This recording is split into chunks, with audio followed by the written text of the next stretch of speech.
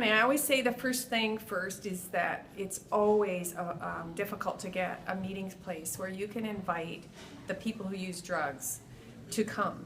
And it's been true in almost any location we've ever been in. But once you do find that place, then you can start really accelerating the organizing.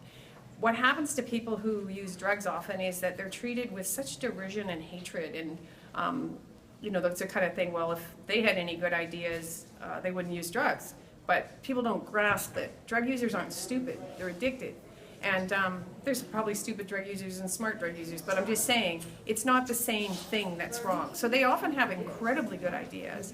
They're some of the busiest, most enthusiastically, or hardest working people I've ever met. And it's about being able to get a focus on saying, here, what are the problems that we have? Why do we have those problems, and why do they persist? And then go into the third part, which is what actions are we going to take? So that's the methodology I use, and the barrier is often finding a place that's the right location that welcomes people to come. And then, of course, the cost. If it's free and you can keep going. The other thing, though, if people are very, very poor and marginalized, I find the simplest thing is to give them cash for coming to a meeting. And the reason you do that is because people that aren't poor don't get this. It costs a lot of time to be poor. So you would be in a food lineup, or you would be picking up cigarettes off buttons on the side of it. You have your own little trap line that you get up every day. And in order to survive, you need to go to XYZ. It's incredibly busying, the activity around poverty. Certainly Monday to Friday, between doctor's appointments, welfare appointments, all these things really just suck up people's time. But so often the first organizing event was done on a weekend. But I haven't had the privilege of doing that in other places. You just keep working at it until you can figure out what are called village wells, places that people who use drugs already go. And you can poster there, or you can try and see if you can get a place near the village well or the actual village well. So if it's a soup kitchen in a basement of a church and they're super kind, and you find out that people feel welcome there, then you can ask that place, can we meet here? But the problem that we're having is, and especially in Surrey, is that it's seen somehow to be a very negative thing to have a drug user group, that somehow you're encouraging them to use drugs or encouraging them to use more drugs. And there's a very prevalent belief that the more people suffer, the more likely they are to stop using drugs.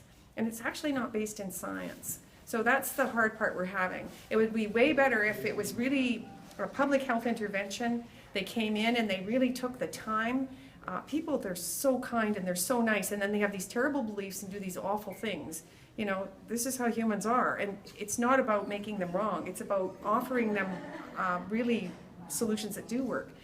Every bit of evidence I know shows that the kinder you are to drug users, like for instance the heroin prescription programs in Switzerland, they get very, very high rates of abstinence, and that's unusual. It's counterintuitive. So many of the concepts of harm reduction are counterintuitive. We need a real effort made by a bunch of people on a team to say, we're going to talk to the average Joe, we're going to talk to the professionals, we're going to talk to the people in alcohol and drug services, we're going to talk to people staffing homeless shelters. These are very draining and difficult jobs, and they need to have a real understanding of a philosophy that will nourish them as well, and not just be trying to hassle with a bunch of really badly behaved people that they're constantly borrowing or frightened of for violence, or frightened of because they're going to give them a disease. It's a very challenging thing, and we need to, I feel really abandoned by the health authority, by the public health people, because I think you can just make a list and then just dig in. And that's how we transform the downtown east side. People say to me out in Surrey, oh, this isn't the downtown east side. I go, yeah, it's actually how it was, and it took a relatively small amount of effort in terms of, if you look at the cost, to have the voice of drug users brought forward,